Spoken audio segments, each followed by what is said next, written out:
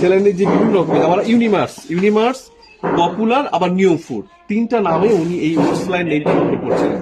অথচ ওটস লাইনের যেটা এটা আদলটা ছিল এসএমসির ওটস লাইনের সম্পূর্ণ এইভাবে আসলে মিথ্যা বিজ্ঞাপন ব্যবহার করে ভোক্তাকে প্রতারণা করার যত রকম কৌশল সব রকম কৌশলে তারা হাতে নিয়েছেন। এবং আমরা এখানে যেমন আরেকটা দেখতে পাচ্ছি ইউনিভার্স টেস্টিস স্যালাইন।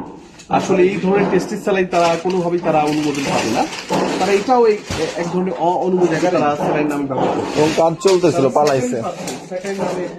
কেমিক্যাল তারা খাওয়াচ্ছেন যেটা এই ধরনের স্যালাইনের কোনো উপাদানের সাথে এটা থাকার কথা নয়, তারপরে তারা দিচ্ছেন। এটা খুবই দুঃখজনক এবং সেটাকে আসলে মিষ্টতা বাড়ানোর জন্য চিনির পরিবর্তে তারা এখানে ব্যবহার করছে।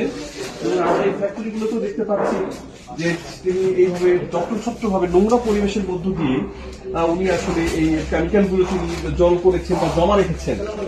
এবং এখানেও দেখছি আমরা আবার এই যদি পরিবেশ হয় এখানে তিনি গোডাউন করেছেন, হ্যাঁ, এবং এই স্যালাইনের যতগুলো কেমিক্যাল দেখাটা দরকার এখানে একটা ল্যাব থাকার কথা ছিল, একটা কেমিস্ট থাকার কথা ছিল, সেগুলো কোনোটাই নেই। এবং কতগুলো কেমিক্যাল উপাদান এখানে আছে। এখানে স্যালাইন বস্তা রাখা হয়েছে। কালার ভাই, এই কালার পাশেই আমরা দেখতে পাচ্ছি একটা ভাগার আছে। স্যার, এই যে কালার।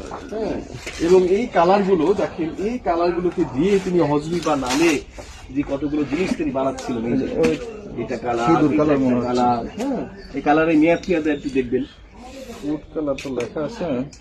আচ্ছা, তারপরে হচ্ছে যে এই ধরনের একদম নোংরা পরিবেশের ভিতর দিয়ে এটা করা পলিসি পর্যন্ত উনি কালার রাখছেন আমরা দেখতে পাচ্ছি। 23 নভেম্বর তো ওনাকে কোনো তো অবস্থায় আছে না, 25 25 নভেম্বর 2025। চলো দেখি এটা নিয়ে যাই।